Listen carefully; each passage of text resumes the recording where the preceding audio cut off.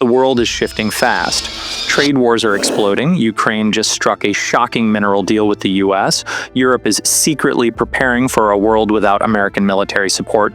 And Greenland, yes, Greenland, might become the next geopolitical battleground. Meanwhile, the US stock market is crashing, and Russia just launched fresh attacks despite ceasefire talks. And all of this? It's already hitting crypto. With investors fleeing to safe assets like gold, uncertainty is running high. Macroeconomic shifts are shaking up markets, but for how long? Stick with me, because what's happening right now could reshape global power for decades. One of the biggest underreported stories is Trump's new proposal with Ukraine, a deal that could change the country's post-war future and America's economic influence in Eastern Europe. Here's what's happening. Zelensky has signaled willingness to sign an agreement that gives US companies rights to extract 50% of Ukraine's mineral wealth. The other half, supposedly earmarked for rebuilding Ukraine, sounds like a win-win, right? Not so fast. Some argue that embedding US corporate interests in Ukraine could help deter further Russian aggression. After all, wouldn't attacking Ukraine mean threatening major American economic assets, increasing the risk of US retaliation? But history may suggest otherwise. Some argue that Russia has never hesitated to act against Western economic interests when it serves its agenda. When major Western companies pulled out of Russia after the Ukraine invasion, Putin swiftly nationalized billions of dollars in foreign assets without facing any serious consequences. However, it's important to note that in this case, he was nationalizing assets that had been abandoned by foreign companies within Russian territory. Now, even if Putin wanted to attack a NATO country, I believe Russia simply lacks the capacity to do so. If you want a deeper analysis on that, check out our video. And let's be clear, when I say attack, I mean launching an offensive and actually winning a war. Yes, Russia possesses the world's largest nuclear arsenal, but using it would mean mutual destruction. But here's the real kicker about the rare minerals deal. Something most people aren't talking about is that a large portion of these valuable resources is located in eastern Ukraine, an area currently occupied by Russian forces or trapped in a hazardous no man's land littered with landmines. Realistically, Zelensky has no more actual ability to hand over these minerals than you or I do. The only truly bankable outcome of this entire situation is a painfully clear reminder of just how dire Ukraine's position really is. Some even argue that the actual reserves are just a fraction of what Ukraine claims. And there's another troubling angle here. Many critics see this agreement not as aid or partnership, but as the US exploiting Ukraine's vulnerability for economic gain. One recent headline even captured the situation cynically. Ukraine reels in Trump with mineral riches. It might as well have read, bully's victim reels in bully with lunch money. Think about it. When Russian President Vladimir Putin seizes Ukraine's resources, it's rightfully condemned as a horrific violation of sovereignty.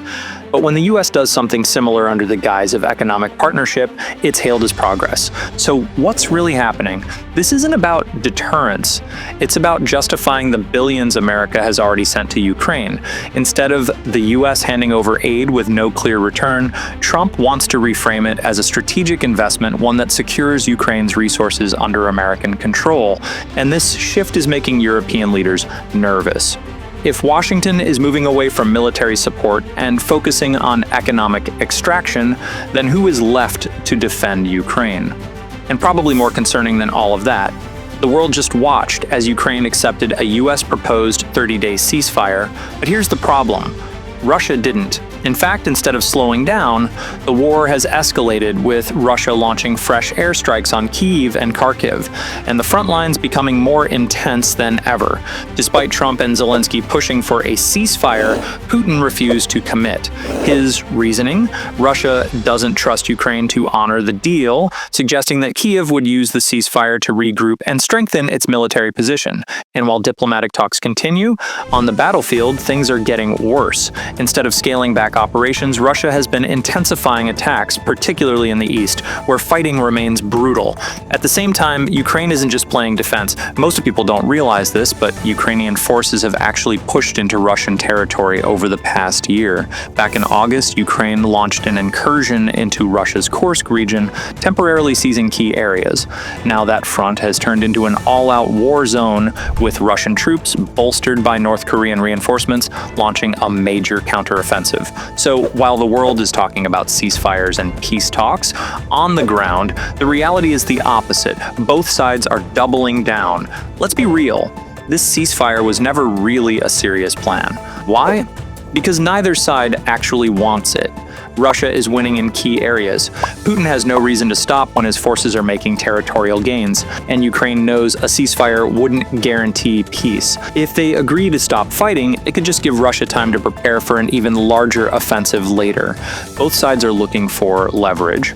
Ukraine's leadership likely accepted the ceasefire as a diplomatic maneuver to show the world that they are the reasonable party, while Russia is the aggressor. Meanwhile, Russia is using the rejection to justify even more aggressive military actions. So what we're really seeing is a staged political game, where both sides are trying to shape global opinion even as the fighting continues. While all this unfolds, Europe is waking up to the fact that they can't rely on the US forever. France and Germany are stepping up defense spending. Germany is even considering aligning with France's nuclear deterrent strategy, something unheard of in past decades. A new European peacekeeping force is being discussed, with over 10,000 troops potentially stationed in Ukraine after the war ends.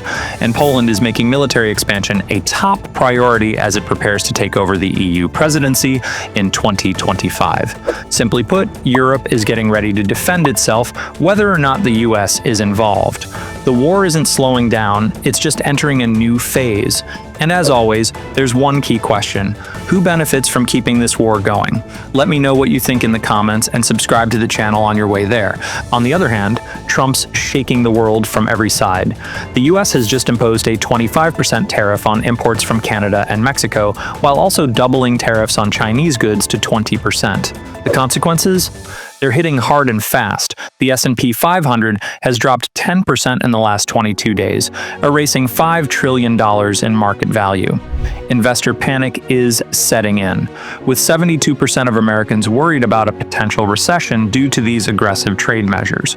Brent crude oil has surged back to $70.58 per barrel, reflecting extreme volatility caused by the ongoing Russia-Ukraine conflict.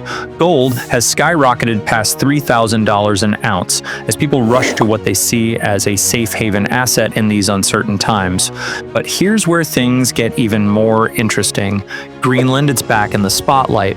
Following Greenland's recent parliamentary elections, the push for independence from Denmark is gaining momentum. And guess who's been eyeing Greenland for years? Yes, the one and only Donald Trump. Why? 3 simple reasons. Minerals. Greenland sits on massive deposits of rare earth elements, critical for tech, defense, and energy industries. Strategic military positioning. Greenland is home to Thule Air Base, a key U.S. radar station that monitors Russian nuclear activity. Arctic control. As climate change opens up new shipping routes, Greenland's location becomes even more valuable. With Denmark hesitant to let Greenland go, expect China, Russia, and the US to compete more aggressively for influence. The Arctic isn't just ice, it's the next great power battleground. The world isn't just changing, it's breaking away from the old order. But how long will macroeconomic shifts continue to shake the market? The short answer? As long as uncertainty remains high, and that could be a while. These aren't just temporary disruptions, they're deep structural shifts that won't settle overnight. Stability will only return when confidence does. Until then, expect more volatility. Make sure to subscribe, hit the notification bell, and share this video so more people can stay informed on what's really happening. Stay sharp, and as always, stay curious and stay hodling.